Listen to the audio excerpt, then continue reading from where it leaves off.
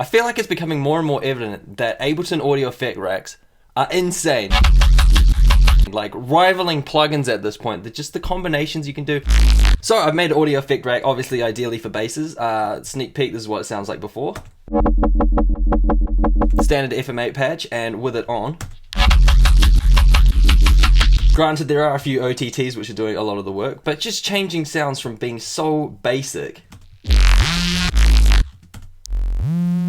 into something unreal. So yeah, I put together this free, link will be in the comments and description, audio effect rack for your basses, and this project file will be in it as well. If you have FM8 and you want to jam this,